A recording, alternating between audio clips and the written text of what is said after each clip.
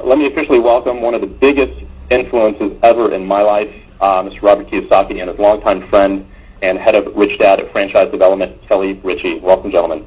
You know, I watched that clip of you on CNN again last night when you predicted the crash of Lehman and Goldman Sachs, and most people thought you were nuts.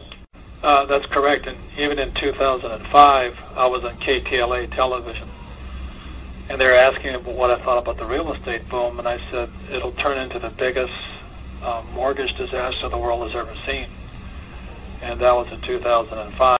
So, you know, like you're talking about, the future is predictable, and if you're not ahead of because the future is changing rapidly, and if you're not ahead of the change, you become a victim of it, as many people are.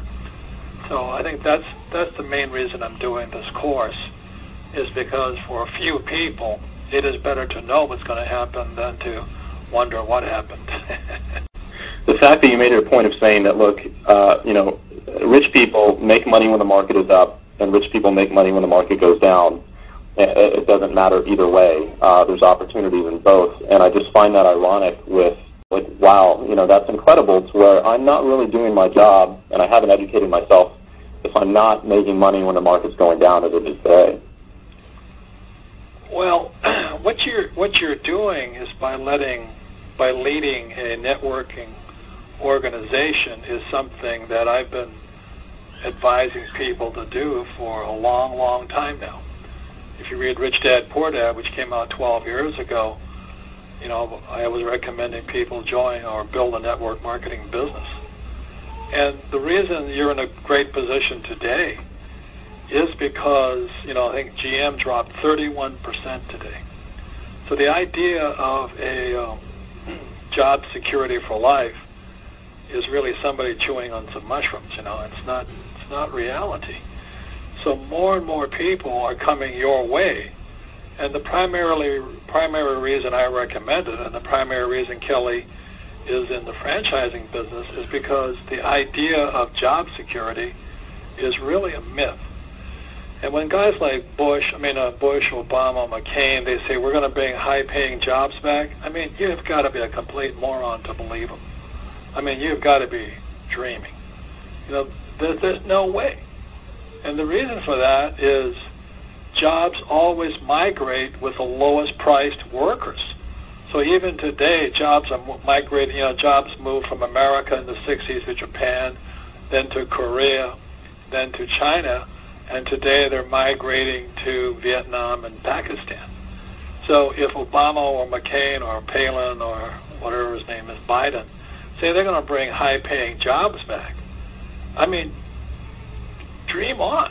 And so all you have to do is look at the future by looking at what's really going on. It's not that hard to predict the future. You just have to stop believing the stuff that these so-called leaders are telling you. But in 1983, I studied with him 3 times in my life.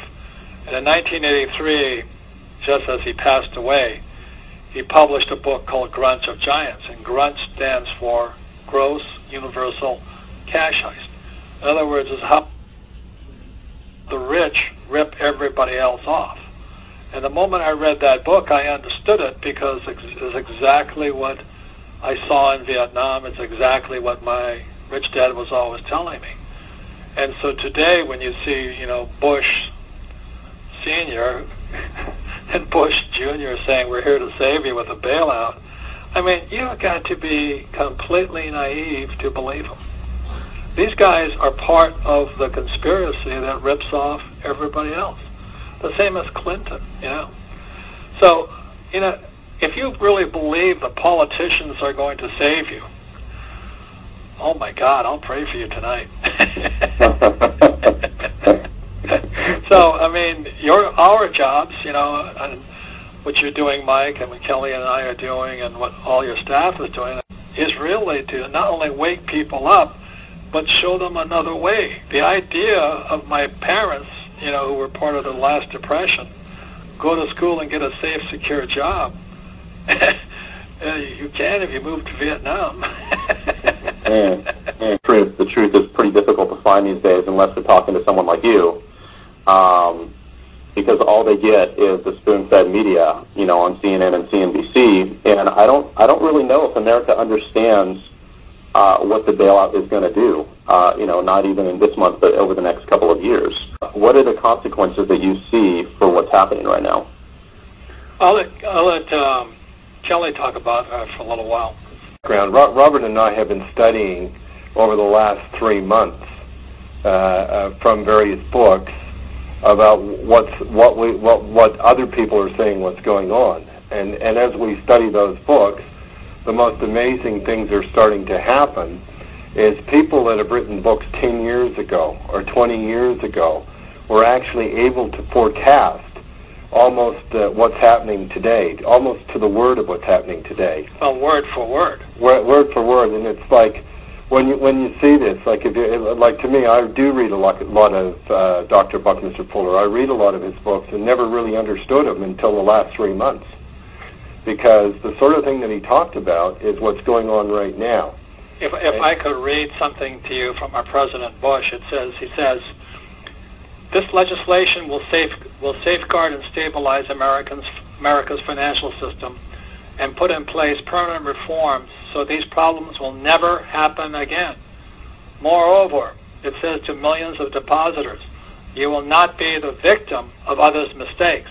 We will see, I guarantee, that your deposits are secure.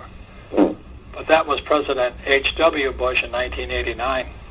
And then, so this is in 2008, President George W. Bush, George Jr. says, Congress must act.